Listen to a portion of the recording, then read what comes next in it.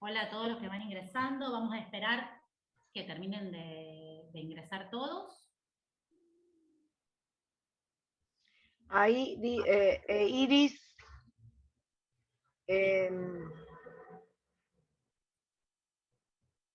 Igual los va a ir ingresando, los va ingresando Cristian.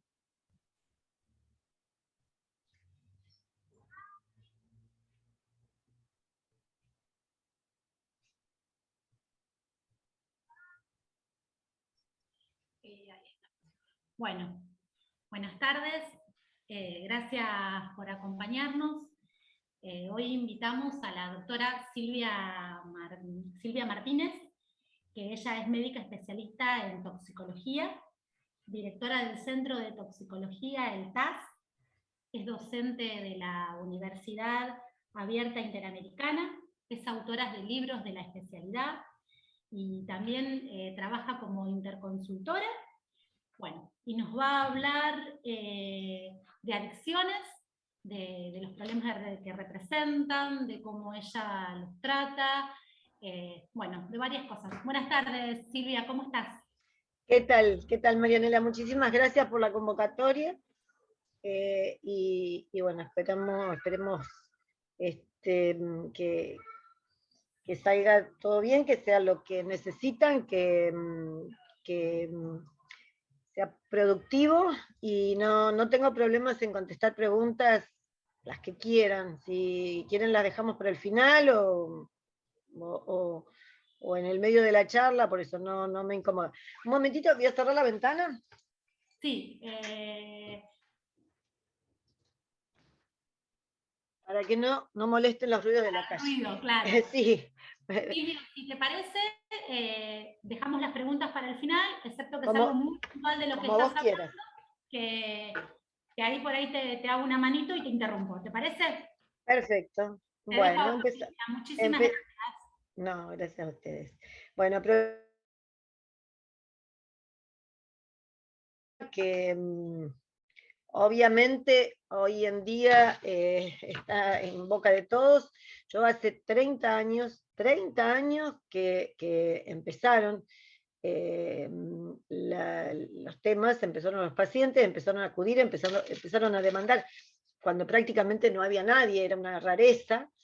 30 años, me acuerdo, con otro médico, con el doctor Saín, que empezamos a ver los primeros chicos con problemática de adicciones y de ahí en más no paró. O sea, fue una escalada ascendente, imparable, y llegamos a este momento en donde, bueno, prácticamente yo estoy en el hospital provincial, en el servicio de toxicología del hospital provincial, y toxicología es muy amplio, tiene que ver con los fármacos, con las ponzoñas, con la picadura de alacrán, pero desgraciadamente la demanda en el consultorio público, en el consultorio del hospital provincial, es el 99,9% demanda de atención de adicciones. Bueno, primero definiciones, vamos a hacerlo rápido, lo paso rápido, así son varias, y posiblemente algunas lo vamos a tener que pasar por alto. El adicto para los psicólogos significa lo no dicho. Para los médicos no. Nosotros los médicos me cuesta pasar, antes pasaba, ahora no. Para nosotros, adicto o adictum o adicere o adictus significa esclavitud, obligado a, que viene del latín. Y fundamentalmente es eso.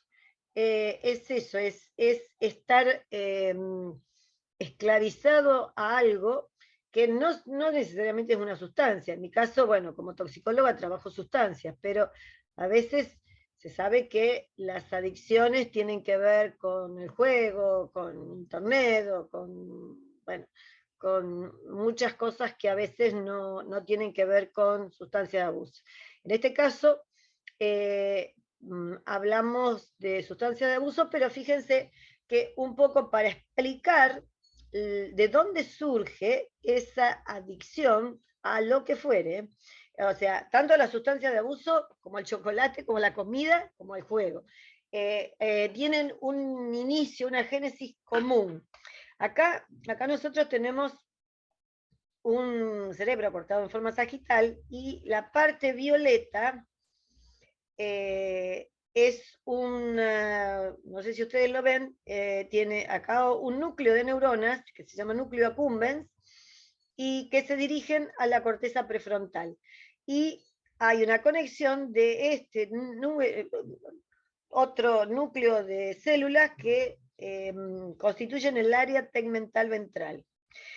Todo esto violeta es toda una zona cerebral que está regado, está lleno, está manejado por un neurotransmisor que se llama dopamina.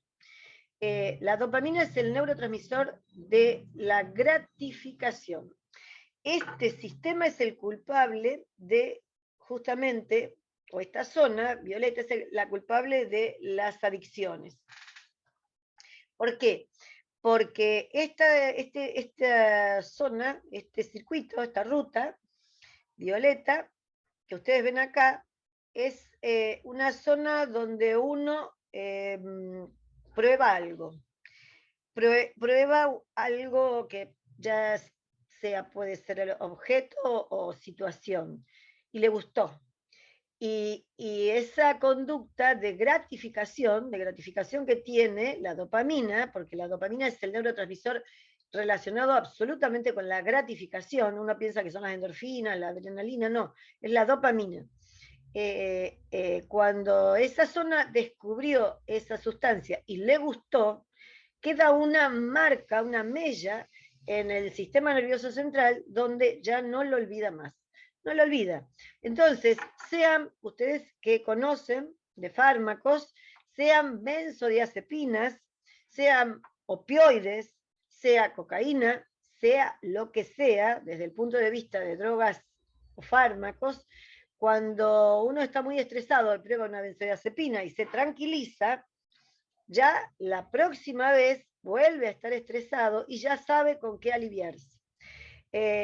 Lo mismo pasa con la morfina. Uno tiene un dolor severo, la morfina se lo calma, o la nubaína, o el fentanilo, y tiende a repetir la misma situación. Entonces, ya llega un momento en que esta zona ya no tiene límites. No tiene límites significa que ya no se sacía como uno se puede saciar teniendo sed y tomando agua. O sea, este circuito ya se vuelve ilimitado. Y eso es la génesis de las adicciones, desgraciadamente las que tenemos en este momento. Adicción hay muchas denominaciones o muchas definiciones de adicción. Unas dicen que es el consumo compulsivo. Compulsivo significa el consumo a pesar de que uno sabe que está haciendo algo malo, con pérdida de control, con ausencia de elección. No se puede elegir no consumir. La droga es perversa. Yo siempre digo, la droga es perversa, no nos permite elegir no consumir. Tenemos que consumir, sí o sí, no nos da opción.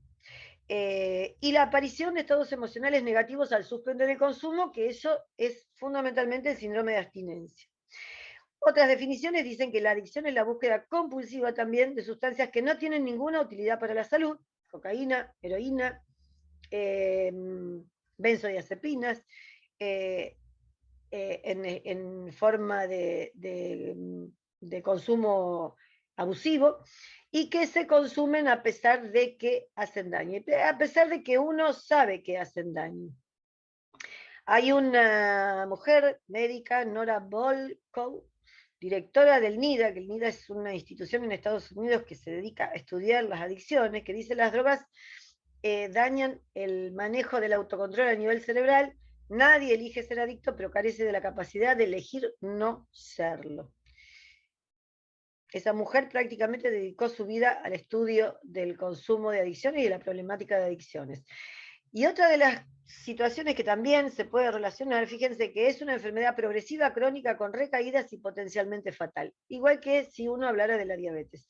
Progresiva, crónica, con recaídas y potencialmente fatal. Las adicciones son crónicas. ¿Por qué? Porque esa zona que nosotros veíamos recién, esa zona violeta, regada por la dopamina, una vez que conoció la sustancia, no la olvida más. Conoció la gratificación y no la olvida más, como uno no olvida cuando probó el chocolate. O sea, el que nunca probó el chocolate no lo extraña porque nunca supo el sabor que tiene. Cuando alguien lo probó una sola vez, ya le ofrecen y ya sabe, se le hace agua a la boca, sabiendo que le va a gustar y lo va a gratificar. Y obviamente no es comparable el chocolate con la sustancia de abuso, pero más o menos. O sea, por eso es una situación crónica.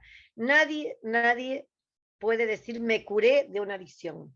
O sea, la adicción es un problema del día a día, cada vez se maneja de mejor manera, cada día que pasa y cada año que pasa uno lo maneja mejor cuando se aleja del consumo, pero nunca se cura.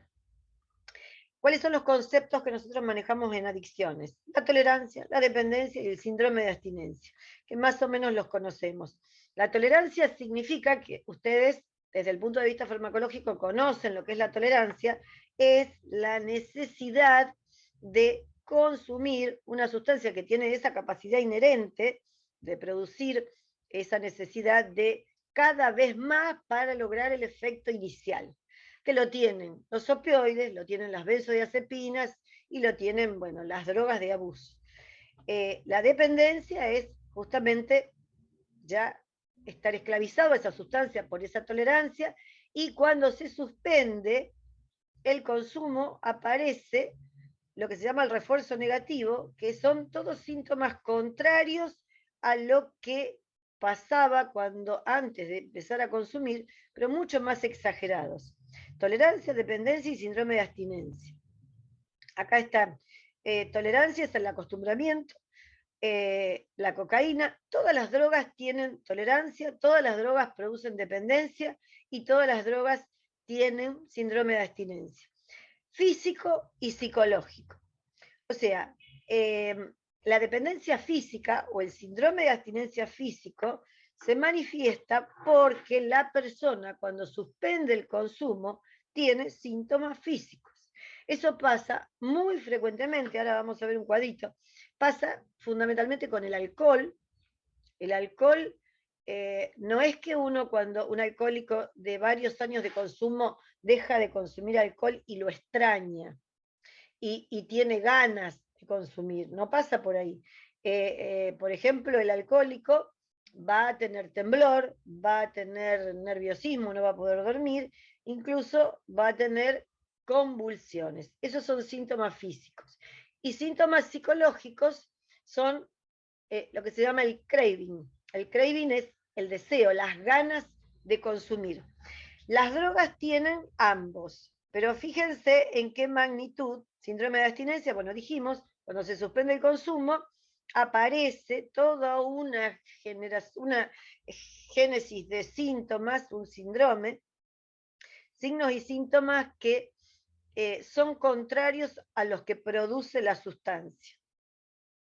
Fíjense esta tabla que nosotros la hicimos en un momento y que muestra la dependencia física y la dependencia psicológica que tienen todas las sustancias, empezando por el alcohol, las benzodiazepinas, dependencia física, 3 cruces máximo, dependencia psicológica, 2, la cocaína, dependencia física, muy poco, o sea que, ¿qué quiere decir eso? Que la persona que deja de consumir cocaína no va a tener demasiados síntomas físicos, va a tener fundamentalmente síntomas psicológicos, deseos de consumir, necesidad de consumir, la búsqueda, va a implementar la búsqueda para el consumo.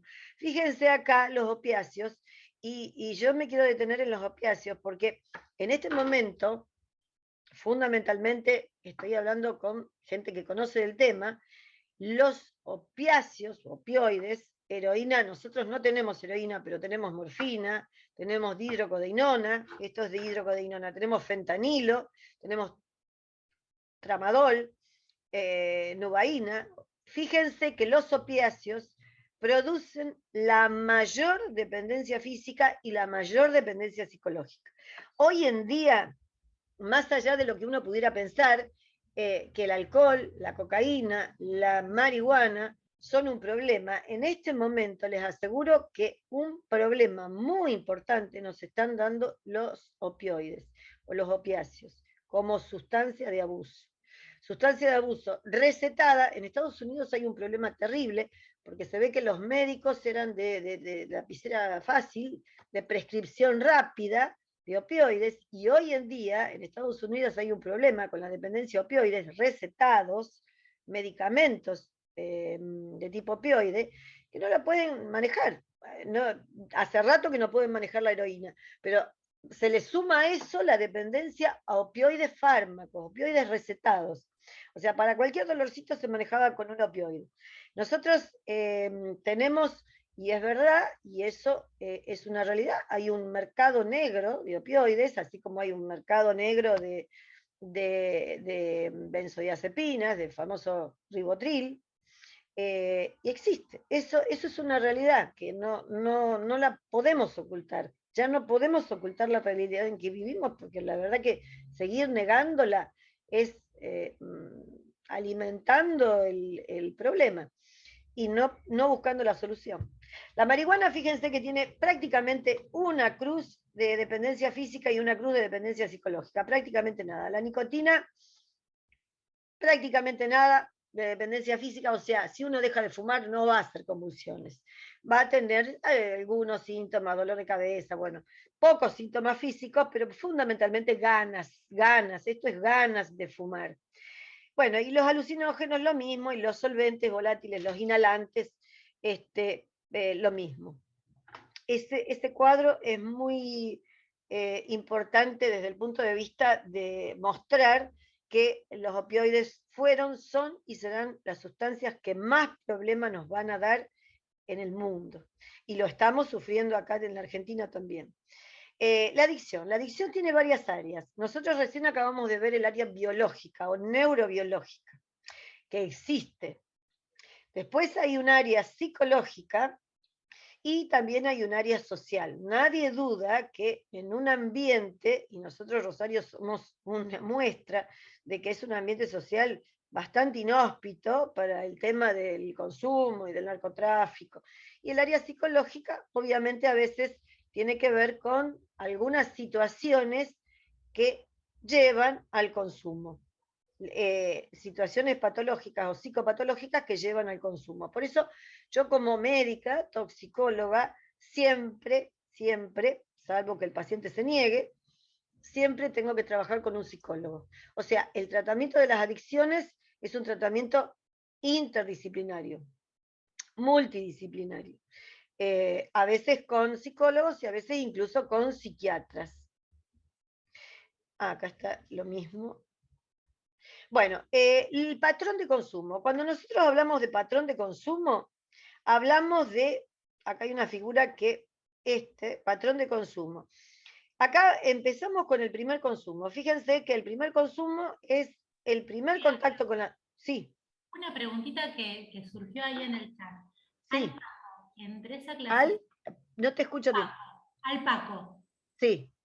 ¿Dónde lo encontraríamos? ¿Dónde lo encasillamos en esa tabla? El Paco en el anterior.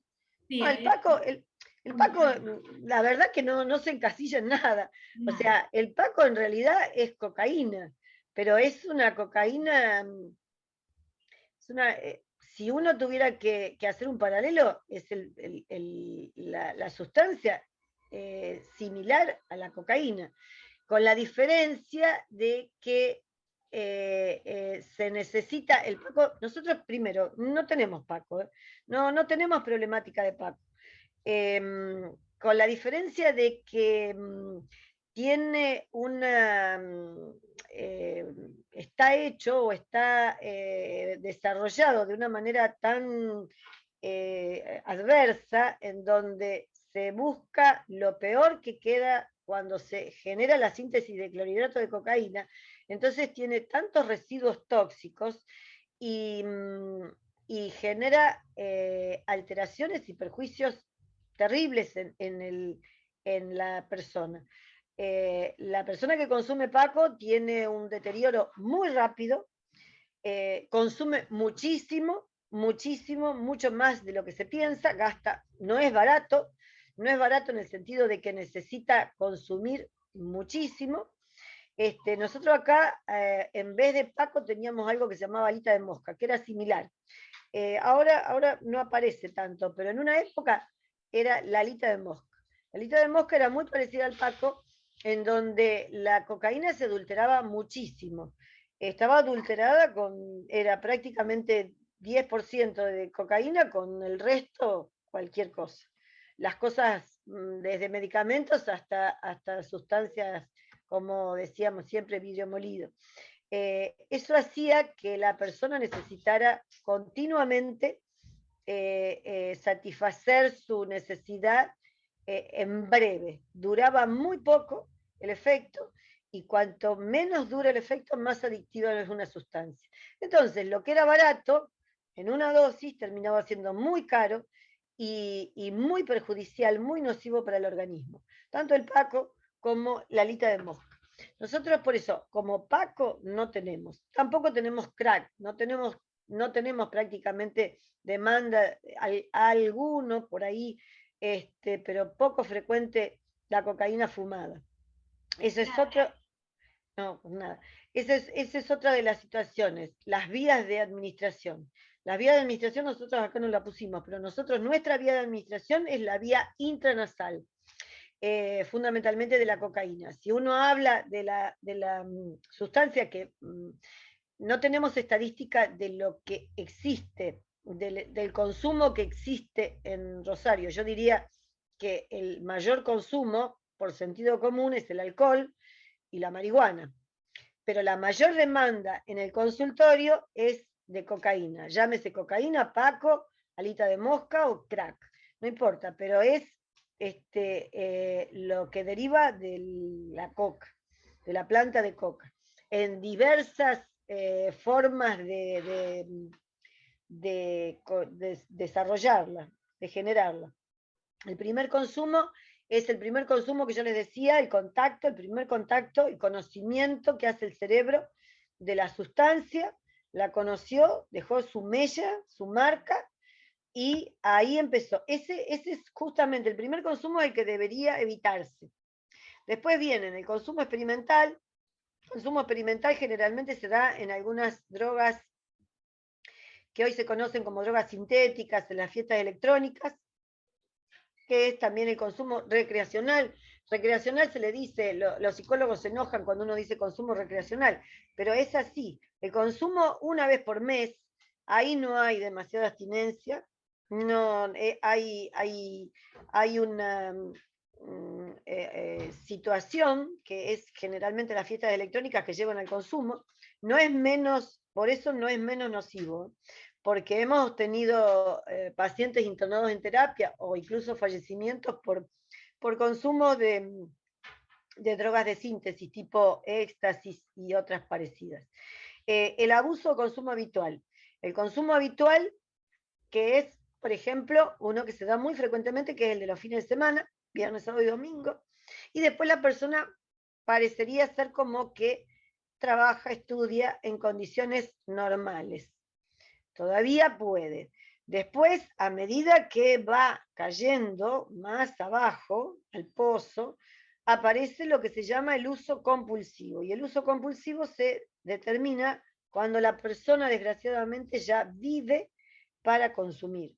O sea, se levanta para consumir, trabaja para tener un sustento, tener plata para ir a comprar droga. O sea, la droga le maneja la vida.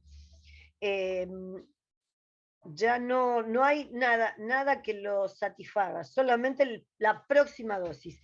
Esto que es ya el uso compulsivo, cuando una persona vive para y por el consumo, genera hoy en día lo que nosotros vemos cuando prendemos el tele, genera que se diga, porque yo vivo escuchándolo en la tele, era un pobre anciano de 85 años, indefenso, y lo mataron. Era una criatura y recibió un disparo. Era,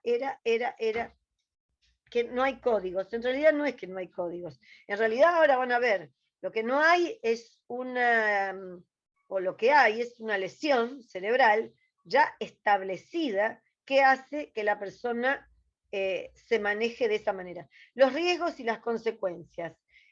Consecuencias de todo tipo. Las consecuencias del consumo son sociales, violencia, familiar, sexual, accidentes domésticos, accidentes de tránsito, abandono social, incidentes, descontrol, delito, narcocriminalidad, el delito para consumir, el delito para consumir, no para comer. Consecuencias laborales y escolares, disminución del rendimiento en la escuela y en el trabajo, ausentismo, accidentes de trabajo, lesiones a nivel físico, lesiones orgánicas, agudas y crónicas, y ahora van a ver como acá este hombre que se está tocando el pecho, consecuencias físicas, el infarto agudo de miocardio, y ahora lo vamos a ver específicamente cada droga, el infarto agudo de miocardio en el caso de la cocaína, infartos agudos de miocardio en personas jóvenes, 30 años, o sea, cuando antes se veía en edades mucho mayores, una persona con un infarto o con lo que se llama, bueno, una hipertrofia, una miocardiopatía dilatada o una alteración cardíaca, que no se veía antes, frecuentemente hoy se ve, y generalmente se le pide a esa persona joven, que no tendría por qué tenerla y en tanta frecuencia, encontrar en tanta frecuencia a los cardiólogos esa patología, se le pide sustancias y la mayoría viene positivo. O sea, esas son las consecuencias fundamentalmente de la cocaína. Y el consumo y embarazo. El consumo y embarazo, el consumo y lactancia es otro de los problemas que hoy no sabemos cómo resolver. Estamos tratando de ver cómo lo resolvemos, pero no le encontramos solución. Desgraciadamente, ayer tuvimos un encuentro de varias representantes de varios hospitales, porque ese tema en las maternidades es atroz. La mujer embarazada que consume, con la posibilidad de, ahora vamos a ver, de malformaciones, de síndrome de abstinencia neonatal y posteriormente el tema de la lactancia. Dar de mamar o no dar de mamar, porque va a seguir consumiendo. Acá tenemos el cerebro. Hay una parte frontal del cerebro, esa parte frontal del cerebro, se le llama el lóbulo frontal, el lóbulo de la civilización. O sea, la evolución de la persona, la evolución de la humanidad, somos lo que somos hoy en día, gracias al lóbulo frontal. Fíjense que el lóbulo frontal tiene que ver con las emociones, con la racionalidad, pensar antes de actuar. Fíjense exactamente lo que está pasando hoy. Hoy en la tele, nosotros prendemos la tele y pasa esto. Las emociones, lo que pasa es la irracionalidad, o sea, este lóbulo es el que maneja las emociones, la racionalidad, los valores éticos y morales, el sentido del deber, la personalidad y el pensamiento a largo plazo, o sea, la posibilidad de proyectar a largo plazo, y las funciones ejecutivas, tomar decisiones, planificar. El lóbulo frontal es el que más se altera con las adicciones y fundamentalmente con la cocaína. Ustedes, si uno piensa en esto vamos a pasarlo porque es más de lo mismo, o sea, que tiene que ver con lo que estábamos hablando recién.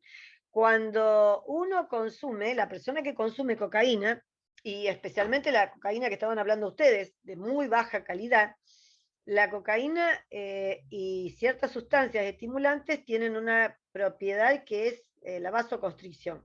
La vasoconstricción produce fundamentalmente lesión a nivel del lóbulo frontal. Entonces, existe lo que se llama la defrontalización. La defrontalización o el síndrome disejecutivo frontal. dice que el desarrollo de la enfermedad adictiva implica cambios en el funcionamiento cerebral con compromiso variable de estructuras frontales. Eso lo dijo Calina, Eduardo Calina, que es un psiquiatra en Buenos Aires, que debe ser el hombre que más sabe de adicciones en la Argentina, y que él lo llama la encefalopatía cocaínica. La cocaína es, por ejemplo, cada droga tiene lo suyo, pero la cocaína es el mayor productor de síndrome de defrontalización. La encefalopatía cocaínica, daño en el lóbulo frontal, lesiones vasculares neurodegenerativas, preferentemente en la corteza prefrontal, la que estaba encargada de todo eso que hablábamos, de las emociones, de la racionalidad, y las lesiones hace que la persona se primitivice, o sea, se haga primitiva, o sea, que no piense, se desinhiba totalmente. Y eso es lo que nosotros vemos todos los días en nuestro medio. Todos los días vemos los delitos generados en ese sentido. No hay pensamiento, no hay planificación, no hay noción de castigo. La defrontalización o encefalopatía defrontalizante de la cocaína. Esto lo paso rápido porque es demasiado texto y en realidad lo que quiero que les quede es la idea. Se llama, él lo llama, Calina, la neandertalización.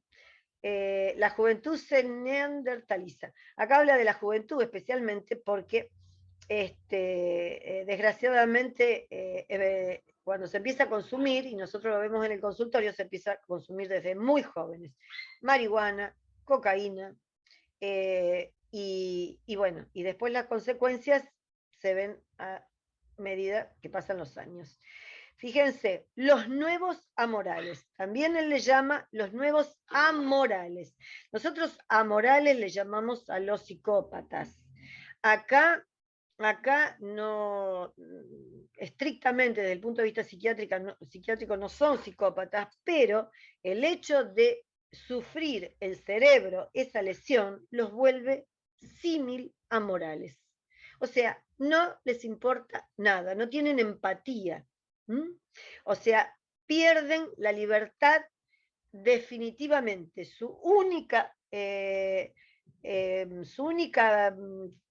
pensamiento y lo único que tienen en la vida es el próximo consumo. Lo único que aspiran en la vida es el próximo consumo. No a trabajar ni a estudiar. Fíjense, el síndrome de defrontalización, la pérdida del sentido de responsabilidad social, poca capacidad de concentración y de atención, problemas de memoria reciente, falta de organización y planificación, imposibilidad de proyectos a futuro. Eso lo vemos todos los días en el consultorio. La gente tiene esa característica, la gente consumidora y con problemática de adicción, que ya tiene cierto compromiso frontal, tiene esas características. Ansiedad social ante situaciones competitivas, dificultad para cambiar estos patrones a través de nuevas experiencias de aprendizaje, no aprende, jamás aprende, indecisión, falta de criterio, dificultad para solucionar problemas elementales, falta de perseverancia, hiperactividad, euforia desmedida, percepciones distorsionadas, anedonia. Anedonia es una palabra que significa falta de placer, falta de sensación de placer en las situaciones que normalmente producen placer. O sea que el único placer lo da la sustancia. La sustancia es la dueña de la persona, se adueñó de la persona porque ya no consigue placer fuera del consumo. Problemas en el control de los impulsos, lo que decíamos, carencia de censura, desinhibición, lo que lleva al delito, y falta de aprendizaje de los errores y experiencia. Lo vuelven a cometer y lo vuelven a cometer y lo vuelven a cometer. No aprenden sobre el error. ¿Qué es lo que genera? ¿Cuáles son las características o los factores que hacen que alguien tenga una situación de dependencia de sustancias? Si uno hablara de tres cosas, la droga, la persona, van a ver, la droga, la potencia y la pureza, la vía de administración, dentro de la vía de administración más adictiva es la fumada, más que la endovenosa. Cuando se fuma, o sea, si uno se pusiera a pensar, el cigarrillo es la sustancia más adictiva. No importa si produce mucho síndrome de dependencia física, mucho síndrome de abstinencia psicológica. Fundamentalmente, lo más adictivo es lo fumado porque es lo que más rápido llega al cerebro, y cuanto más corto es ese periodo de gratificación, pitada tras pitada, más adictiva es la sustancia.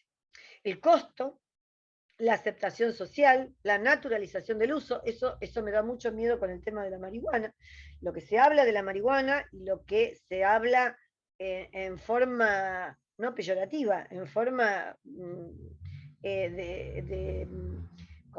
diciendo que la marihuana no es nociva.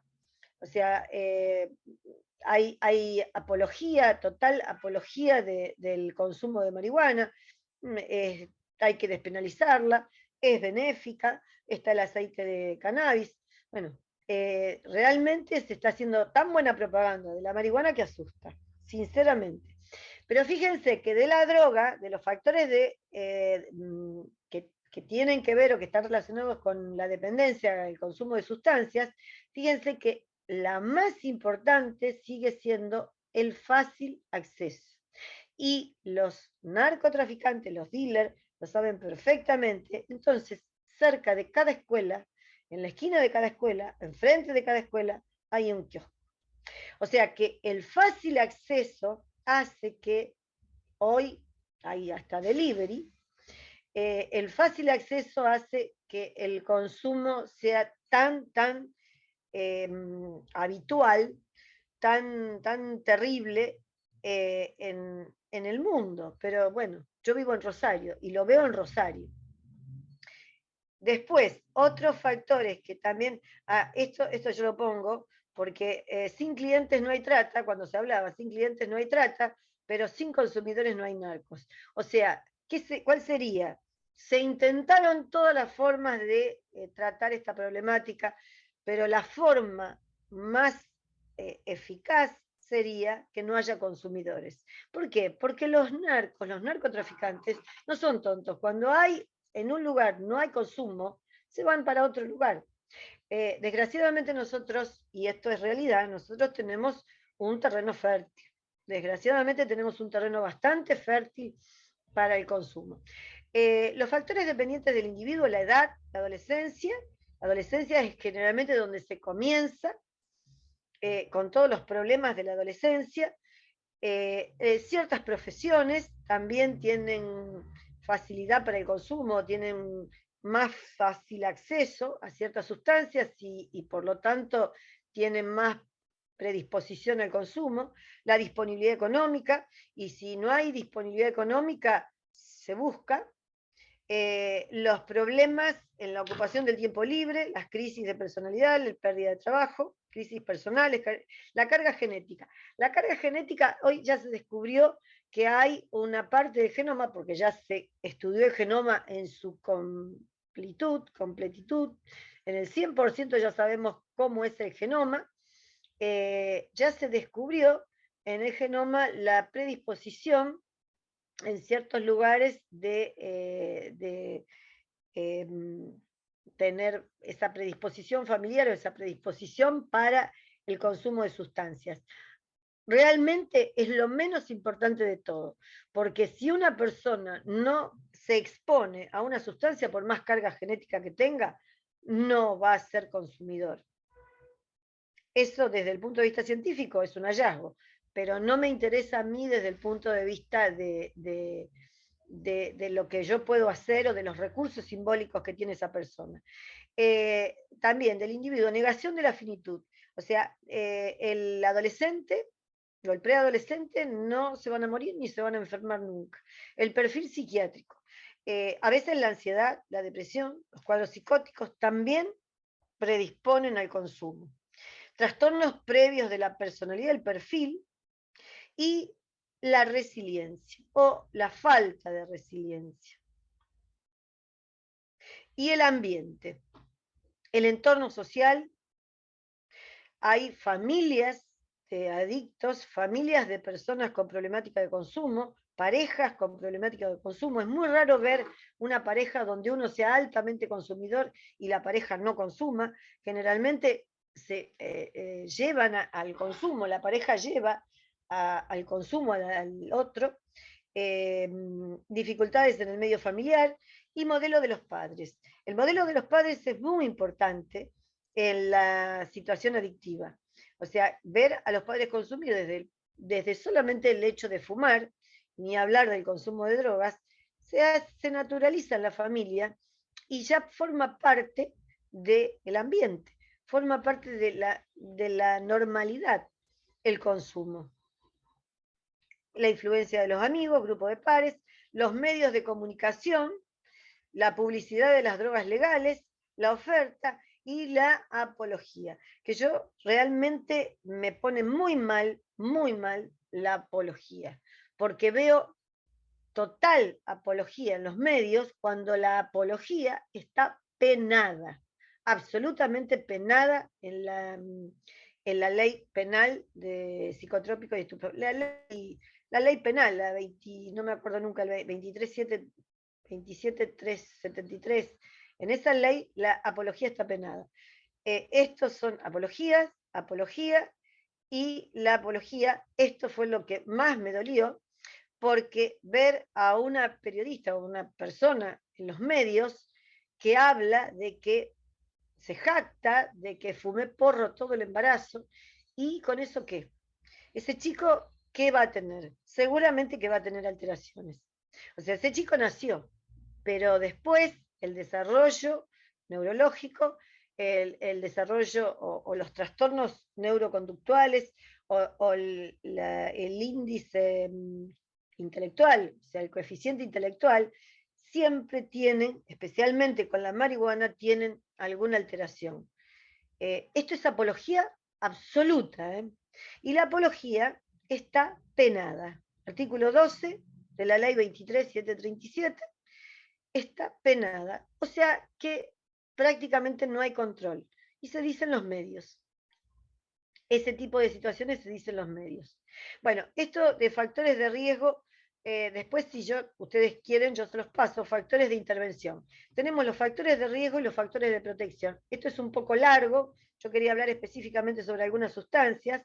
Hay factores de riesgo individuales, factores socioculturales, factores familiares e interpersonales, factores ambientales, que son más o menos lo que dijimos hasta ahora.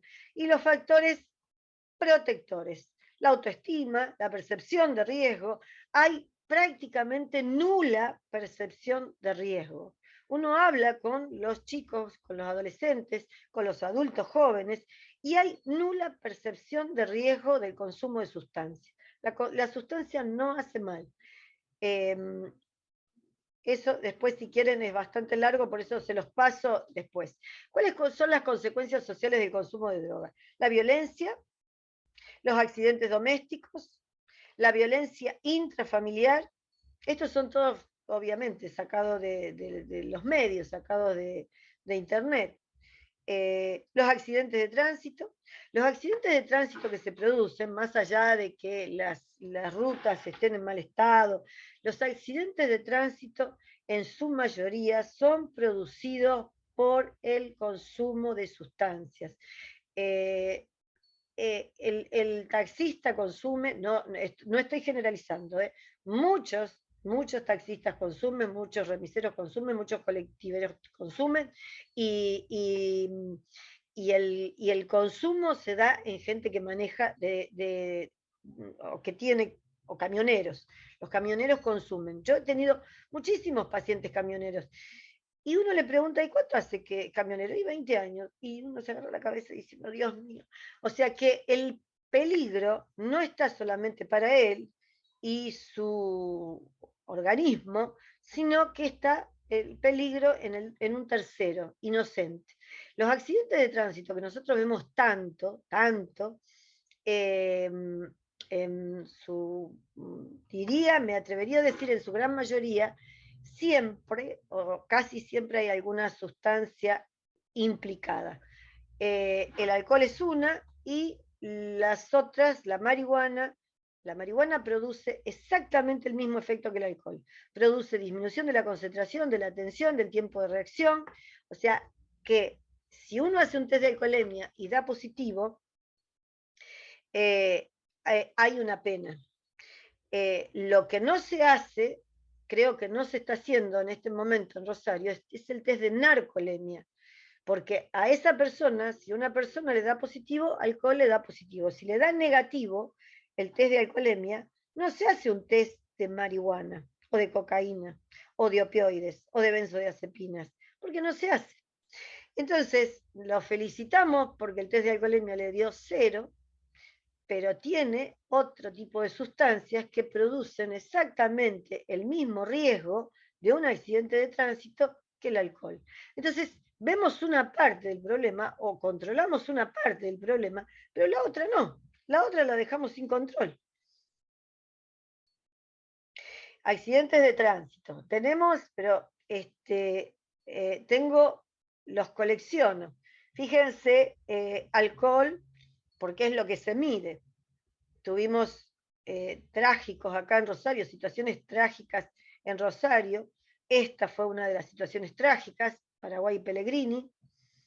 Había alcohol. El abandono social también es una consecuencia, el abandono social en el consumo de drogas. No llego a leer. Incidentes, fíjense, una joven murió ahogada en una fiesta privada tras caerse en una pileta. Accidentes de todo tipo, fiesta electrónica, Costa Salguero, consecuencias legales, drogas y delito. El delito y las drogas está absolutamente relacionado, pero ¿qué está relacionado? El delito típico versus el delito atípico. El delito feroz, el delito atípico es delinquir sin ver a quién, sin ver el grado de lesión a quién se le produce, a una persona indefensa.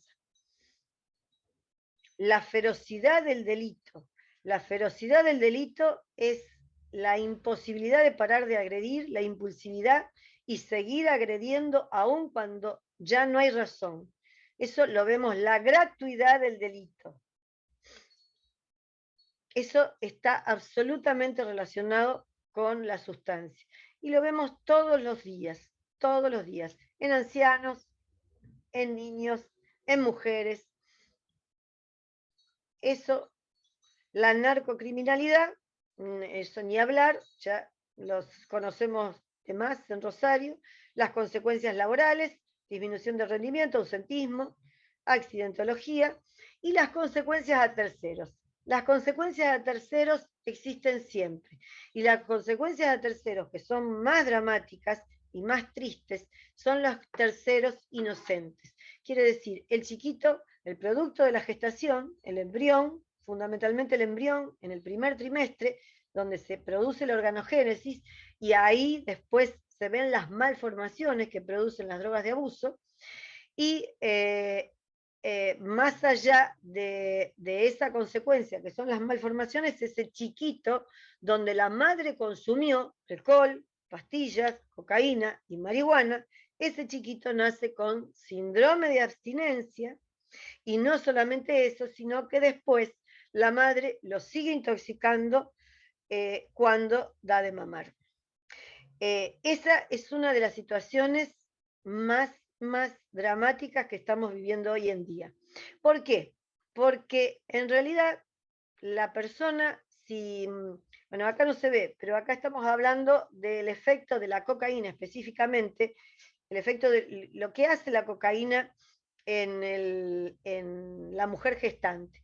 Aumento del riesgo de aborto, muerte fetal intraútero, desprendimiento de la placenta, prematurez, menor peso al nacer, menor perímetro cefálico. Menor perímetro cefálico no quiere decir que tenga nada más que la cabecita más chica. O sea, que tiene un trastorno con dificultad intelectual, con disminución del coeficiente intelectual. Y también está relacionada con muerte súbita del lactante.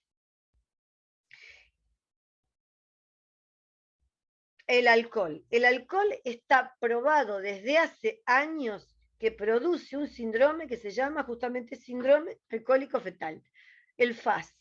El FAS tiene ciertas características específicas en el aspecto de esos chiquitos que, bueno, ciertas características donde la nariz en silla de montar, la falta de surco nasolabial, el tercer párpado, bueno, tienen unas características que uno visualmente ya puede observarlas, más allá de retraso mental, es la tercera causa de retraso mental en el mundo, el consumo de alcohol en la madre, y uno dice, ¿cuánto debe consumir la madre para no tener riesgo? Nada. Todavía no se sabe, hay algunas estimaciones, pero todavía no se sabe cuál es la dosis de alcohol inocua. O sea, cuánto debe consumir el alcohol o cuánto no debe consumir de alcohol la madre para que no le provoque alteraciones al chiquito. Esto es un cerebro de un chiquito con síndrome alcohólico fetal, la madre consumidora de alcohol, y este es un cerebro normal. O sea, fíjense la diferencia y fíjense obviamente las consecuencias de la diferencia de esa distinta estructura o morfología cerebral. Las drogas. ¿Qué drogas consideramos nosotros? Estimulantes, depresores o alucinógenos, así lo clasificamos, legales e ilegales. Y encima hay otra categoría de drogas que no son ni legales ni ilegales. O sea, por ejemplo, los inhalantes. Los inhalantes no son ni legales ni ilegales. O sea, en un momento se había puesto no vender poxirrana a menores de 18 años, que era una risa, ¿no? Porque lo iba a comprar un adulto. Pero fundamentalmente, desde el punto de vista toxicológico, nosotros clasificamos a las drogas en depresores, sedantes, hipnóticos, al alcohol, las benzodiazepinas, los barbitúricos, que se ven muy poco. Hay una droga que se ve mucho en las fiestas electrónicas que se llama GHB, es el gamma hidroxibutirato, productora de problemas hasta llegar al coma, pacientes internados en coma por el gamma hidroxibutirato, y también dentro de los depresores, los analgésicos narcóticos. Todos los opiáceos, heroína, codeína, dihidrocodeína, nalbufina, tramadol, etc. Esos son los depresores. Después tenemos los estimulantes, y ahí tenemos los anorexígenos, Masindol, Fempreporex, Pemolina, fenilpropanolamina, lo que yo les decía, la cocaína, la alita de mosca que se consumía bastante acá en Rosario, la pasta base, el crack, la efedrina, la pseudoefedrina, la fenilefrina, la cafeína en las bebidas energizantes, la nicotina y los antidepresivos. Y dentro de los alucinógenos tenemos una gran variedad de sustancias, se clasifican así, depresores, estimulantes y alucinógenos. Yo la marihuana la pongo como alucinógeno porque la psicosis canábica existe. Y me lo van a discutir y me lo han discutido hasta el cansancio de que la marihuana es inocua y no hay sobredosis de marihuana. Y yo cuando veo a alguien tener un cuadro de psicosis por consumo de marihuana, yo ahí pienso, sí hay sobredosis, existe la sobredosis de marihuana. O sea, la marihuana produce un cuadro que se llama psicosis canábica.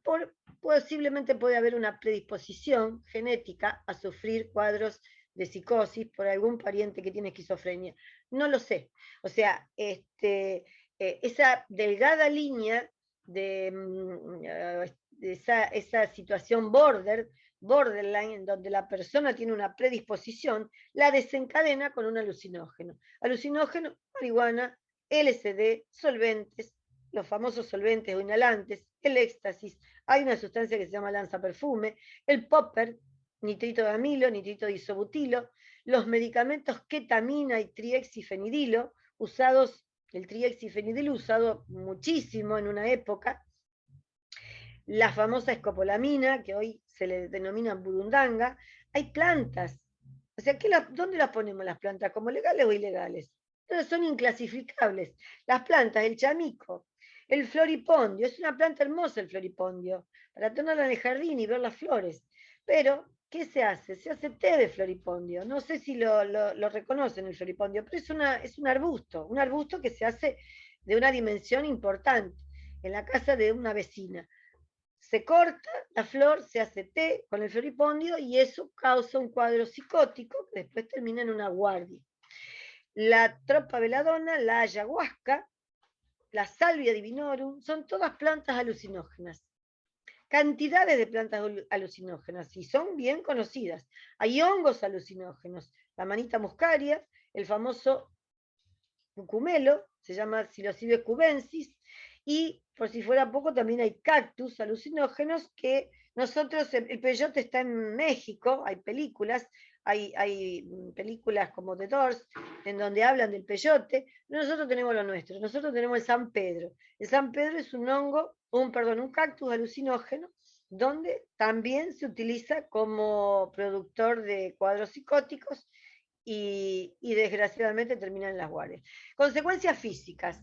Hay consecuencias físicas de tipo de complicaciones agudas, la sobredosis, complicaciones crónicas o efectos crónicos, la dependencia y el síndrome de abstinencia de cierto tipo de sustancias.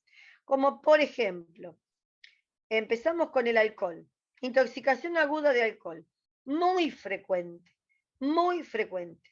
Produce taquicardia, hipotermia, hiporreflexia, el famoso blackout, el apagón, la pérdida de la conciencia. Eso en los adolescentes. Yo lo he sufrido con una hija de una colega, donde la chica tomó antes de ir a donde iba a ir, un boliche, siguió tomando y siguió tomando y siguió tomando, hasta que en un momento apareció en la casa de una persona desconocida.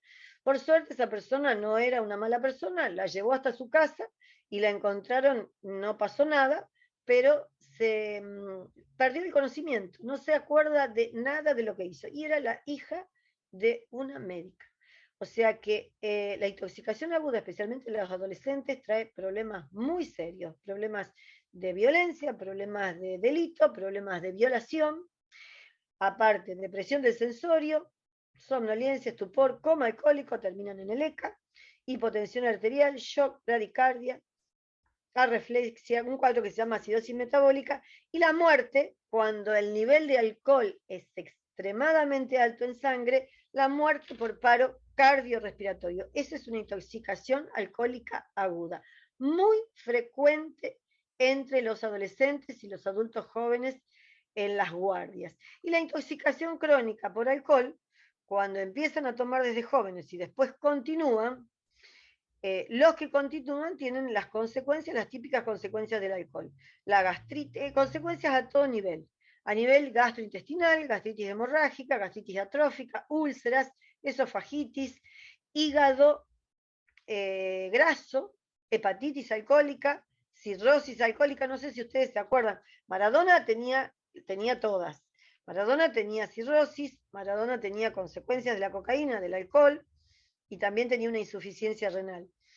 La pancreatitis también causa del alcohol, pancreatitis aguda y crónica, hipertensión arterial, cardiopatías, anemias, cuadro de feminización en el hombre, polineuropatía de miembros inferiores, dificilísima de tratar, déficit de vitamina y mayor predisposición al cáncer de esófago, de faringe, de lengua y de boca.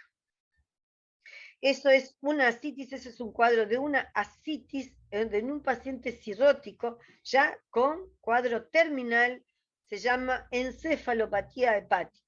Eso que parece un embarazo, las mujeres se confunden con un embarazo, porque es un abdomen lleno de líquido, se llama síndrome ascítico hematoso, es el estadio final de un alcohólico crónico. Más allá de todo lo que produce el alcohol, también produce cuadros de síndrome de abstinencia.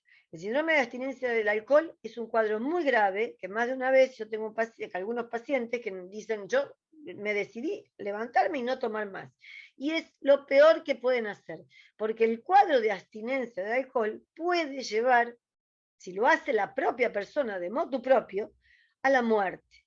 porque empieza con hipertensión, con temblor, con ansiedad, con irritabilidad y con convulsiones. Ese cuadro, si quiere dejarlo, el alcohol, ese cuadro de abstinencia debe ser tratado con medicamentos, tratado por un médico, controlado por un médico y manejado con medicamentos. Se maneja simplemente con benzodiazepinas, o sea, con otro depresor, pero sin la toxicidad del alcohol. Cuadros de alucinosis alcohólica, cuadros de convulsiones, cuadro de delirium tremens, un cuadro muy grave, y un cuadro que también lo vemos en los hospitales, que se llama síndrome de Wernicke-Korsakoff. Si no se ve demasiado, es porque no se sabe buscar. Pero esta encefalopatía de Wernicke-Korsakoff se produce por el déficit de una vitamina que se llama tiamina, vitamina B1, que tiene el alcohólico. Y es un cuadro bastante severo que requiere internación. O sea, esos son todos los cuadros que produce el alcohol brevemente, porque produce muchos más cuadros a nivel encefálico, gravísimos, pero no los podemos, no vamos a terminar nunca si nos ponemos a describir todos. Cocaína, la intoxicación aguda. La intoxicación aguda de cocaína, porque a veces se habla de una dosis efectiva. O sea, nosotros no podemos hablar de una dosis efectiva. La dosis que tiene una persona que a veces ni siquiera uno se da cuenta que está bajo los efectos de la cocaína. El que sabe verlo, le ve algunas características que denotan verborragia, bueno, algunas características específicas que a uno le hacen pensar que está bajo los efectos del consumo. Pero en general la intoxicación aguda por cocaína tiene que ver con aumento de la frecuencia cardíaca, aumento de la presión arterial, obviamente, por el tema de la dopamina, de la adrenalina, y dolor isquémico, dolor de pecho, aumento de la temperatura, contractura muscular, por eso estar re duro. O sea, es muy común ese estar re duro, decir así. En la jerga popular se dice así, estar duro quiere decir estar contracturado, la mandíbula contracturada, todo el cuerpo contracturado, eso hace que se rompa músculo, la contractura lleva a la hipertermia y la rotura del músculo llevan a la insuficiencia renal. Temblores, agitación, irritabilidad, hiperactividad, excitación, manía, cuadro similar a la manía, que es una enfermedad psiquiátrica, pero la persona no se puede quedar quieto, no para, está excitado, habla, se va por las ramas, no para tiene una excitación psicomotriz que no es imparable, tiene cuadro de alucinaciones, tiene cuadro semejante a lo que hablábamos de la marihuana, la psicosis canábica, que es la marihuana, también existe similarmente, paralelamente existe la psicosis cocaínica, con delirio y alucinaciones. La paranoia es muy frecuente con el uso de cocaína y convulsiones. Ahí lo tenemos, bueno, a Maradona, este estado de Maradona, si uno lo hubiera interpretado en ese momento, por ahí más de uno lo sabía, mucha gente lo debía saber, pero desde el punto de vista científico, esta es la cara de una persona que está bajo los efectos de este estimulante, de la cocaína. Y desgraciadamente, bueno, ese fue el puntapié que dio a la muerte y a que terminara de tan mal manera. La intoxicación aguda de las complicaciones. Isquemia miocárdica, infartos agudos de miocardio a edades muy tempranas, accidentes cerebrovasculares de tipo isquémico o de tipo hemorrágico. Acá tenemos también, yo pongo mediáticos porque, bueno, todos conocemos las situaciones que pasaron esta gente que era conocida y que desgraciadamente por el consumo de sustancias terminó mal a edades jóvenes, a edades donde no tendría que haber pasado. Disección de aorta, muerte del músculo estriado, se llama rhabdomiólisis, con insuficiencia renal aguda y hepática, hipertermia, convulsiones y altas dosis de presión respiratoria. La intoxicación crónica. ¿Qué pasa con una intoxicación crónica y un consumo crónico de cocaína? Arritmias, hipertensión arterial severa. O sea, el hipertenso severo, y especialmente la persona adulta joven hipertenso siempre hay que pensar en, por lo menos descartarla, que sea un consumidor de cocaína. Cardiopatía isquémica, miocarditis, la miocardiopatía dilatada, que no se ve frecuentemente, pero sí se ve frecuentemente en los consumidores de cocaína, disección de aorta, pérdida de peso. A nivel nasal, en los inhaladores de cocaína, la lesión a nivel del tabique, le sangra la nariz, atrofia de la mucosa nasal, perforación del tabique.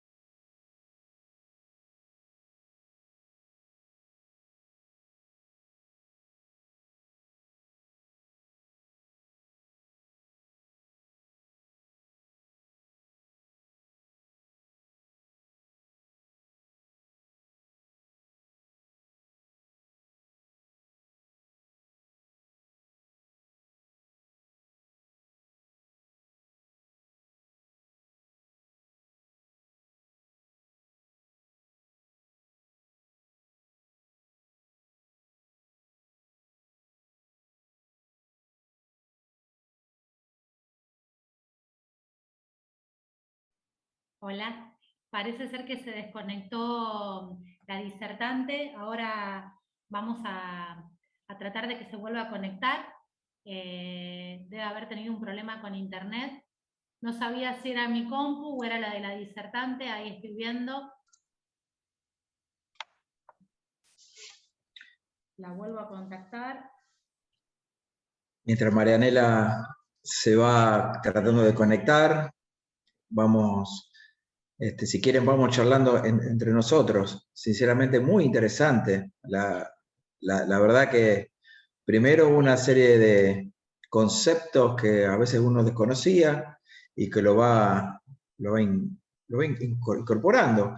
Vemos las noticias, generalmente uno relaciona el éxito, ¿no?, con esta cuestión de no poder manejarlo y utilizar las drogas para poder hacerlo.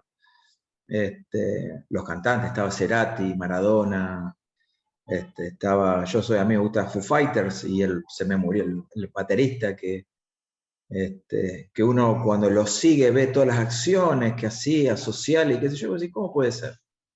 Y era toda una pantalla también, ¿no?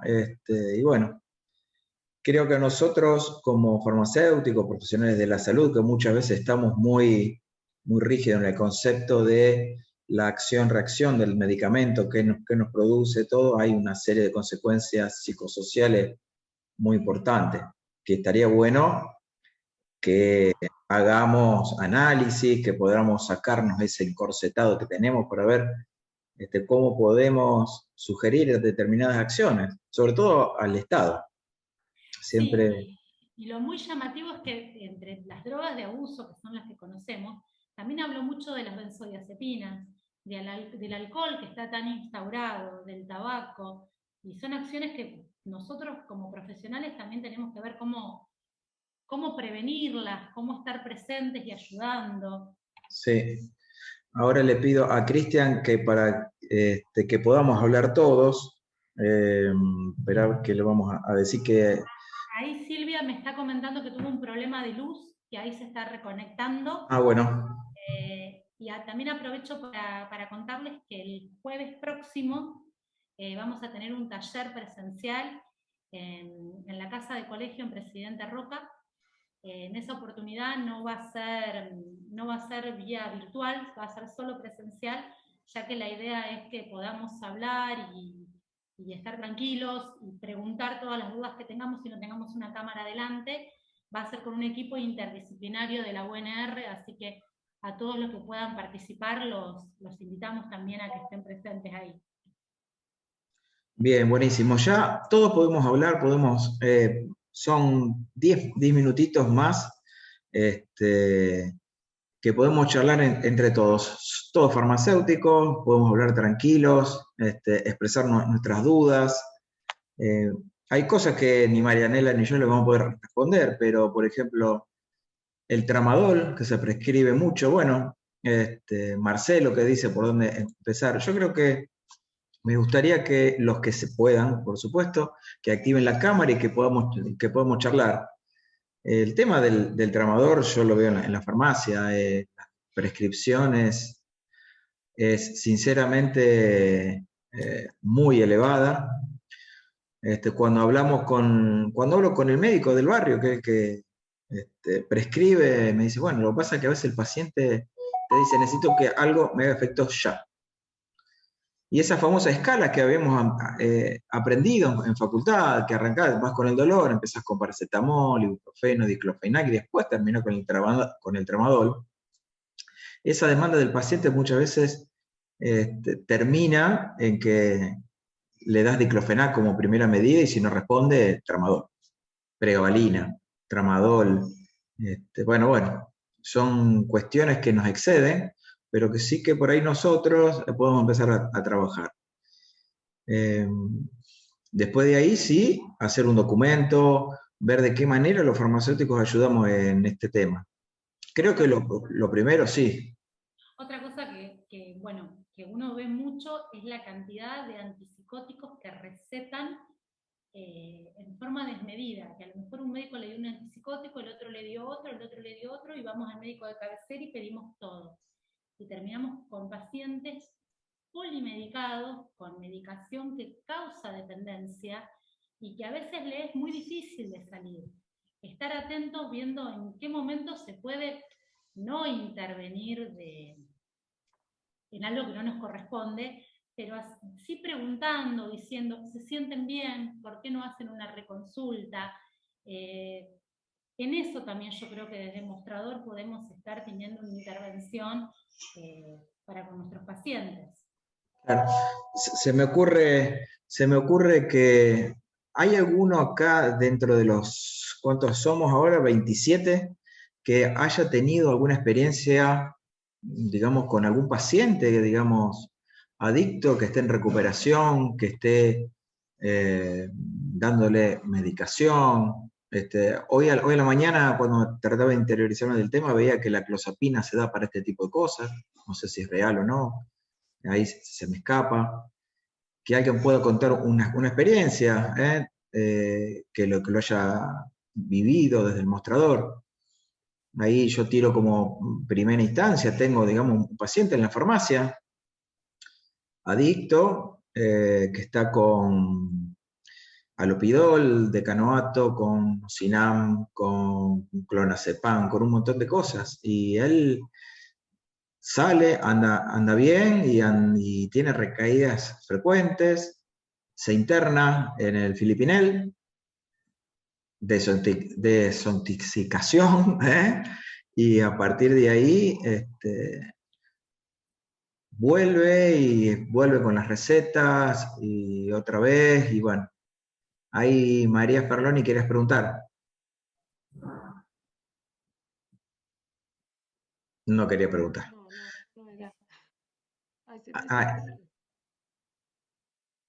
Bien, entonces, bueno, ¿quién más quería? Ahí veía algunas preguntas, así ya vamos cerrando si no se pudo conectar la doctora. Está tratando de entrar, pero bueno, no la veo. Acá, ahora justo entra, ahí la admitimos. Ahí está. Hola Silvia, ¿pudiste entrar? Ahí está, la volvimos a perder.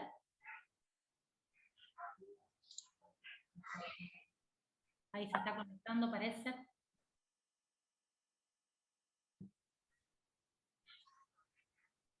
Por otro lado, qué lindo ver todos estos nombres que están interesados en el tema. Sinceramente, es muy gratificante que nuestros colegas estén, digamos, en este tema que no tiene nada que ver con la obra social ni con otro tipo de cosas, sí que tiene que ver con la sensibilidad hacia la comunidad.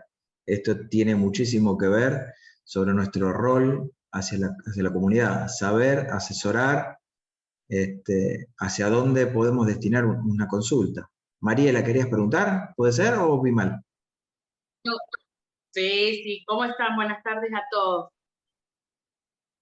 Leo, te cuento un poquito que, bueno, no conté la experiencia desde el mostrador, pero bueno, yo estoy como profesora en cursos y uno de los que doy es acompañante terapéutico, y una de las áreas que más se tocan en el acompañamiento terapéutico es las adicciones. Escucharla a la doctora Silvia fue sumar un poquito más a todo, mucho más a todo lo que uno va diciendo. Y sí, lo que tengo son los testimonios, porque me pasa que muchas veces muchos de los alumnos son familiares, papás, hijos o qué, de personas adictas, y te digo que la magnitud de esto es impresionante, Leo, y a todos. Familias que se han desmembrado, tenemos una ley de salud mental que no nos acompaña, hay Es una verdad. ley que no permite la internación. Lo he escuchado en primera persona de mamás que me han dicho, fui al juez a pedirle por favor que lo internen. En determinados casos te dan el ok para la internación, pero el adicto tiene la posibilidad de que llegado el momento puede decir que no. Entonces, también ahí tenemos un hueco social muy, pero muy fuerte. Sí, sinceramente por ahí, bueno, es un largo debate el tema de la ley de salud mental. Ahí está Silvia, ahí la estoy viendo, Sí, justo estábamos no sé qué pasó. haciendo debates, que es lo que por ahí más creo que nos enriquece, ¿no? El tema de, bueno, la ley de salud mental que está ahora en boga, por ahí a mí puntualmente se me escapa un montón de esos términos, ¿no? Pero Mariela, me gustaría que termines con la idea, que estaba muy bueno lo que estabas diciendo. Bueno, Leo, un poco lo que contaba en estas familias, ya te digo, en primera persona, era esto, ¿no? Que obtenían a lo mejor el hecho de la internación, llegaba el paciente y a lo mejor al día de la internación el paciente decía que no quería estar más y la ley no podía hacer que se retenga este paciente en el proceso de internación. Entonces, Hola, no sé si me escuchan. Bueno, tuve ese Sí. inconveniente, se apagó la computadora, se ve que se saturó. Yo no sé si ustedes quieren que terminemos acá y debatamos o como ustedes quieran. Por el horario, Como si me permite Marianela, digamos que si podemos ir hacia el Marianela, final para dar el broche, sí, porque Marianela, 3:30 arrancamos todos con la farmacia, y sí que cada uno de los presentes, digamos que te sea dos escucho, o tres palabras como... Leo Jurado, te escucho mal. Silvia, sí, debes tener evidentemente un problema en la llegada de Internet. Lo que te decía Leo era de, bueno, 3:30 todos tenemos que volver, entonces por ahí es una pena que no podamos haber terminado de desarrollar. Ahí justo una colega nos estaba comentando que lo vive de forma cercana con acompañantes terapéuticos de la problemática de las clínicas, que no sé si vos nos podés comentar también algo de eso. Marianela, no te escucho bien. Si me podés hablar un poquito más fuerte. Ok.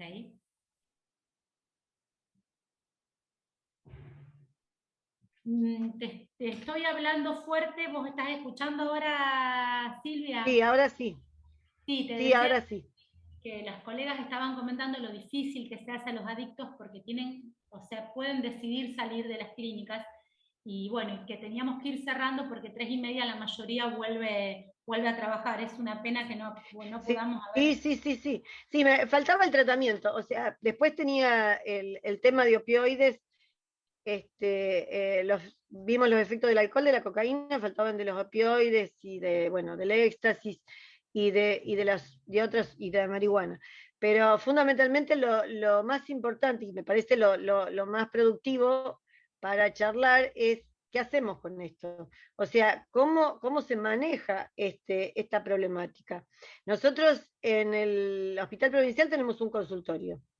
El consultorio obviamente es para el paciente ambulatorio. Si el paciente ambulatorio necesita internación, es todo un problema.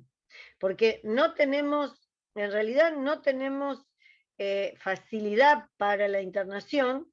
Por la ley de salud mental, hoy en día, obviamente, dice la ley que los pacientes se deben internar en hospitales polivalentes. Siempre hay problemas para la internación. La internación de un paciente adicto no es la internación de cualquier paciente. Yo no estoy en muchas cosas de acuerdo con la ley de salud mental.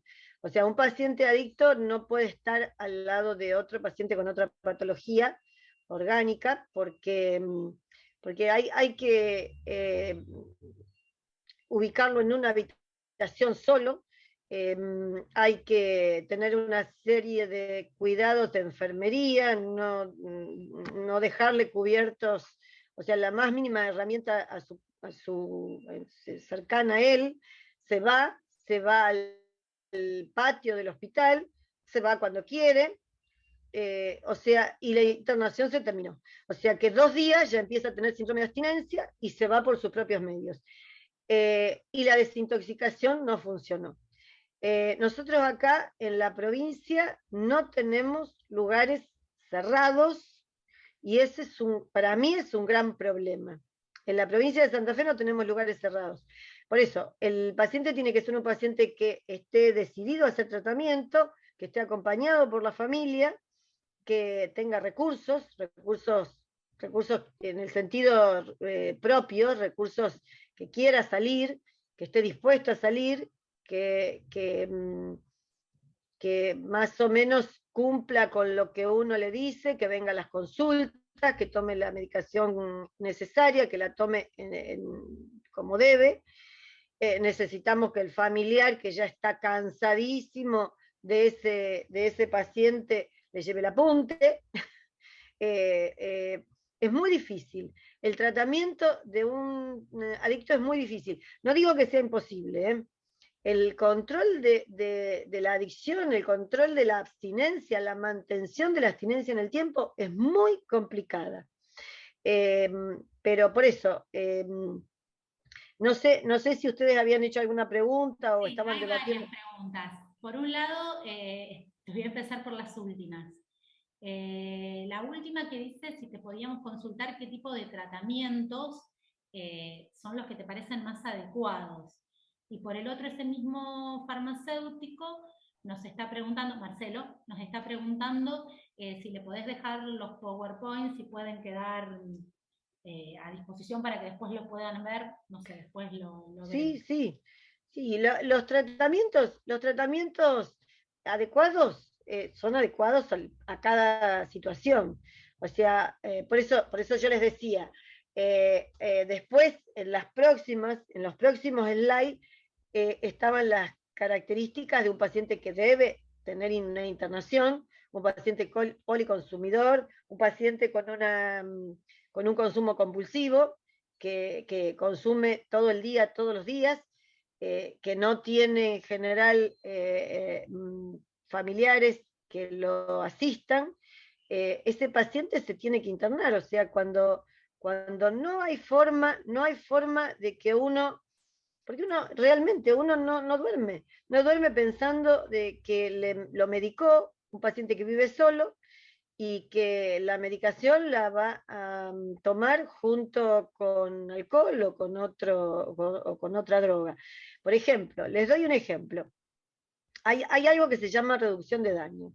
La reducción de daño, no la reducción de daño de ciertos psicólogos con la que no comulgamos nosotros, sino la reducción de daño bien entendida, que es el paciente adicto a opioides. Yo insisto mucho con los opioides porque es uno de los mayores, junto con la cocaína, uno de los mayores problemas que nosotros tenemos. Para el adicto a opioides, sea nugaína, sea morfina, yo utilizo metadona. ¿Cómo sé yo si el paciente va a consumir la metadona, la dosis de metadona que yo le indico por día, o no la va a asociar a otro opioide, y desgraciadamente no lo voy a terminar viendo, en el mejor de los casos, en una terapia, y en el peor de los casos fallecido por una sobredosis? es muy difícil tratar a un paciente adicto en ciertas circunstancias y con ciertas sustancias. Después están los otros pacientes, los más jóvenes, que a veces son traídos por la pareja o por un familiar, padre o madre, y que no tienen ninguna idea de dejar de consumir. Entonces, esos pacientes uno sabe que ya de entrada no va a tener éxito. Y el que quiere dejar de consumir y en general piensa que es lo que me pasa a mí, piensa que porque decidió dejar de consumir y entra al consultorio, encontró la solución mágica y la pastillita mágica le va a sacar las ganas de consumir, se equivoca. Y entonces uno le tiene que devolver la pelota diciéndole, el que tiene que dejar el consumo sos vos. Y es lo más frustrante para el paciente, pero es la realidad más grande. Uno lo que ayuda y el tratamiento se basa en el manejo de la abstinencia, porque lo que hace que el paciente vuelva a consumir es la abstinencia, tanto sea de alcohol, de cocaína, de opioides. La abstinencia es lo que lleva a que el paciente vuelva a consumir. Uno le maneja la abstinencia, por ejemplo, a un paciente alcohólico, con benzodiazepinas. Consume alcohol junto con las benzodiazepinas. Y uno no tiene muchas herramientas tiene la única posibilidad que tiene es lo que le dice el paciente. Paciente que refiere que hace 10 días que no consumo cocaína. Bueno, tengo la posibilidad, gracias al hospital, de decir, bueno, en este momento te vas ahora mismo al laboratorio, dejas una muestra de orina en el laboratorio y ahí voy a comprobar si realmente hace 10 días que con la medicación que te di no consumiste cocaína. Entonces el paciente dice, no, mejor lo dejamos para más adelante. Bueno, entonces ya uno ya sabe que desgraciadamente falló el tratamiento. Y otros que dicen, hágame todas las pruebas que quiera. Bueno, en ese uno tiene una satisfacción, porque realmente no te voy a hacer ninguna prueba, porque ya con lo que me dijiste, me dejaste tranquila. Hay muchas formas. Después están las comunidades terapéuticas. Las comunidades terapéuticas en este momento, bueno, son privadas, son instituciones privadas donde se puede llegar a conseguir alguna beca de Cedronar o de APRECOT. Nosotros en la provincia de Santa Fe está APRECOT que maneja las becas de Cedronar. Está para la gente que tiene obra social o prepago, están algunos sanatorios. Antes estaba el Filipinel no existe más, cerró, y ahora hay algunas clínicas y algunos sanatorios de desintoxicación, pero volvemos a lo mismo, el paciente se escapa. Cuando empieza a sentir los síntomas de abstinencia, el paciente se escapa y nadie lo puede detener. Y no se puede bajo ningún aspecto, no solamente porque el paciente no lo permite, sino porque no se puede. Tiene autonomía para irse cuando quiera. La ley de salud mental dice, el paciente se trata si él lo quiere. El paciente tanto adicto como psiquiátrico se trata si él lo quiere. Yo pienso que ahí falla la ley de salud mental porque el paciente adicto no está en condiciones de decidir. Ha hecho un desastre de su vida, ha perdido todos los bienes que tenía, ha perdido la familia, ha perdido gran parte de su salud, está en un estado deplorable y está esclavo de una sustancia. ¿Cómo puede decidir él mismo si quiere hacer tratamiento o no? Es terriblemente difícil. Dentro de lo difícil que es, nosotros todos los días tratamos pacientes, tenemos pacientes, los seguimos controlando, recaen, empezamos de nuevo el tratamiento y así. Eso es lo que se hace, por lo menos en un consultorio de un hospital. Y en la parte privada es exactamente lo mismo. En la parte privada pasa exactamente lo mismo. Con la diferencia de que en la parte privada, si un paciente que necesita internación tiene los medios económicos, los padres tienen los medios económicos para internarlo, seguramente lo van a internar en Buenos Aires, donde hay instituciones cerradas. Si no, no hay más que eso. no tenemos muchos recursos. Es poco esperanzador lo que contás. Es como que no hay salida, Silvia, no hay medidas. No, eso es lo que hay. O sea, por eso todo depende de... hay pacientes que salen, tenemos muchísimos pacientes recuperados, pero por eso volvemos a lo mismo. Depende de la decisión, no digo de la voluntad, depende de la decisión que tenga el paciente, decir hasta acá llegué, basta, no quiero perder más de lo que perdí, y estoy decidido. Y uno dice, ¿cuánto decidido estás? ¿Realmente? Sí, y lo hace. Y uno lo que tiene que hacer es controles. Y en esos controles, por ahí hay una recaída. Y les vuelvo a decir, se empieza de nuevo. Y después las recaídas se hacen cada vez más dilatadas hasta que el paciente consigue no consumir más. Y uno, como es una enfermedad crónica, lo que espera es que no consuma más hasta el último día de su vida. Eso es el tratamiento de una adicción. Después, por eso, existen el abanico de posibilidades todo si uno siempre dice, cada paciente es distinto.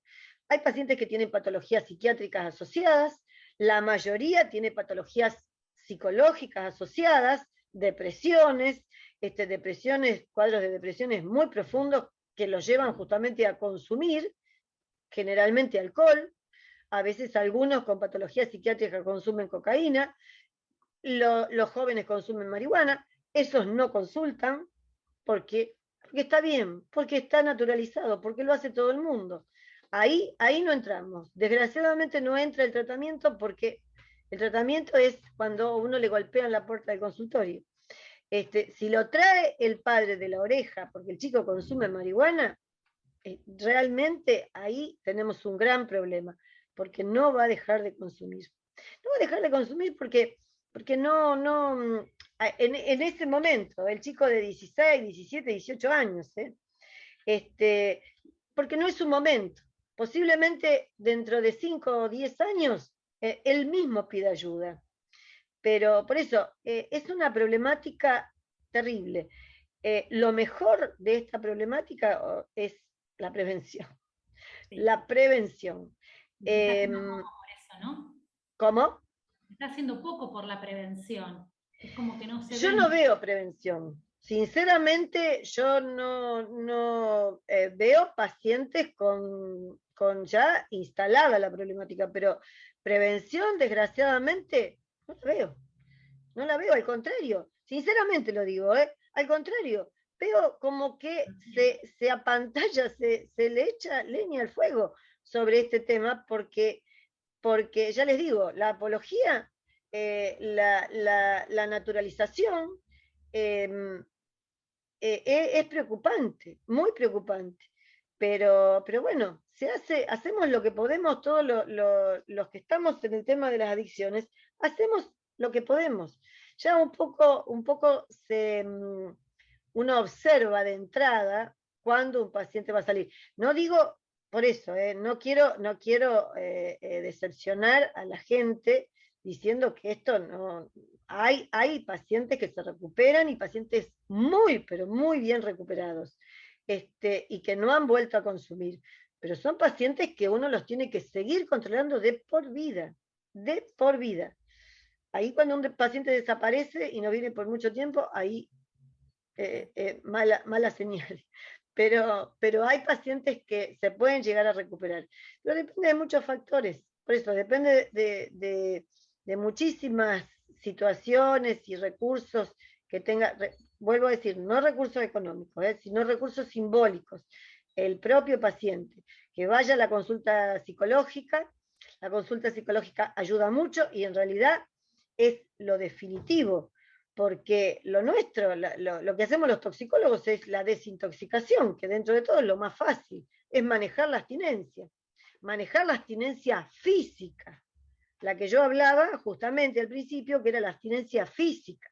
La abstinencia psicológica, ¿por qué ese paciente consume? ¿Por qué ese paciente empezó a consumir? ¿Por qué ese paciente siguió consumiendo? ¿Y por qué ese paciente no puede dejar de consumir? Lo atiende el psicólogo.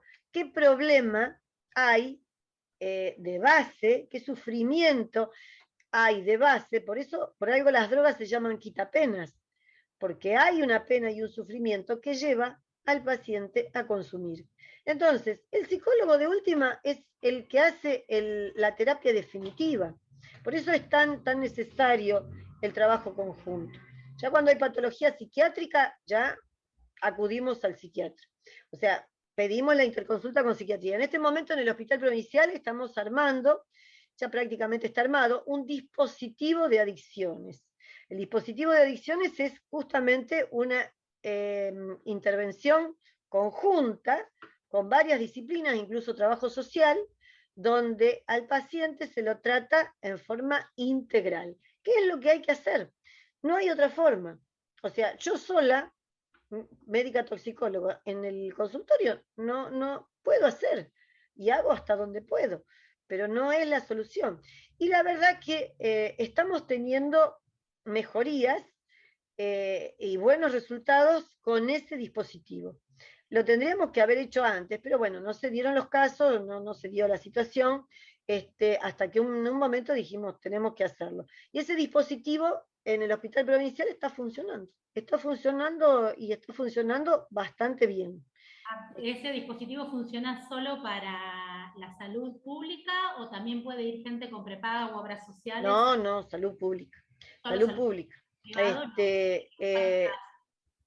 no, a nivel privado hay, bueno, depende de la obra social y depende del prepago que tenga la persona, bueno, tiene una disponibilidad, bueno, la red psicoterapéutica, bueno, por eso, depende de cada obra social, lo que le brinda la obra social. A veces alcanza, a veces no alcanza, a veces, bueno, la situación es problemática, pero eso no tiene que ver, no tiene mucho que ver la parte pública y la parte privada. Yo he tenido histórica... Para saber si tenemos a alguien, si se puede decir, bueno, acércate, no, es para el No, uno le hace como a priori un diagnóstico, y yo, por ejemplo, si viene un paciente a mi consultorio privado, lo derivo a un psicólogo. Y entonces, conjuntamente con el psicólogo, lo atendemos en forma interdisciplinaria. Claro. Yo, por ejemplo, cuando se atendían pacientes en el Filipinel, estaba el Filipinel, bueno, el Filipinel hacía una atención integral del paciente, así todo era terriblemente problemático. O sea, por eso no es cuestión de nivel socioeconómico, nivel económico, no es cuestión de dinero. Yo me acuerdo, lo puedo decir ahora, lo puedo contar, porque el Filipinel no está más. Los pacientes que se internaban en el Filipinel se la ingeniaban, fíjense la situación de esta problemática, se la ingeniaban para hacer un agujerito en la ventana y se ponían de acuerdo con el que cuidaba auto en la esquina, y el que cuidaba auto en la esquina le llevaba la droga. O sea, fíjense que en una institución cerrada, porque era medianamente cerrada, el Filipinel, cuando el paciente se cerraba la puerta y se cerraba la puerta, pero se la ingeniaban así todo para seguir consumiendo, y no había forma de manejarlo, porque se cerraba un agujerito y se abría en otro lado. Por eso no es una cuestión de nivel socioeconómico, está hoy en día la problemática instalada en todas las clases sociales. Pero bueno, se está viendo de hacer lo mejor posible. Yo creo que 30 años han sido muchos, demasiado, para empezar a pensar. Hemos dejado pasar muchísimo el tiempo. Yo lo he dicho a quien me quiera escuchar, lo he gritado a voces, me he peleado con colegas que no lo querían aceptar, especialmente con los pediatras. Los pediatras eran bastante reticentes a entender que un chico en edad pediátrica, 8, 9, 10, 11 años, ya empezaba a consumir. Me miraban y me mataban con la mirada, como diciendo, pero pero ni se te ocurra decir una cosa así. Y bueno, desgraciadamente la negación de los problemas trae esto, trae que ahora estemos en un callejón con salida, esperemos, pero de difícil salida. Es una situación compleja, muy compleja. Bueno, Silvia, la verdad, muchísimas gracias. 3:30 siempre nos comprometemos a bueno. un montón para hablar, porque el tema, la verdad, es que es muy largo. Es larguísimo, es interminable. Justo Marcelo decía, ¿por dónde arrancamos? Es mucho. La verdad que te agradecemos el haber estado, el habernos traído tu visión, la cercanía que vos tenés con estos pacientes, y la problemática que es muy cruda. La verdad que te agradecemos el haber estado. Yo por eso, yo siempre digo, yo soy políticamente incorrecta, yo digo la verdad, al que le guste escucharla, porque a veces hay que callarse la boca. Más de una vez ustedes, ustedes no fueron así, pero más de una vez he tenido que ser muy cuidadosa en lo que digo, porque hay situaciones, bueno, que pueden llegar a afectar al que está escuchando y que no quiere escuchar la realidad. Pero bueno, ustedes fueron una muy buen auditorio. Les agradezco por eso. Muchísimas gracias, Silvia. Gracias a ustedes. A todos que los hemos demorado y bueno, ha sido interesante y por eso se ha extendido un poco. Muchas gracias, Silvia. Hasta luego. Chao, hasta luego. Hasta el próximo jueves a todos. Gracias.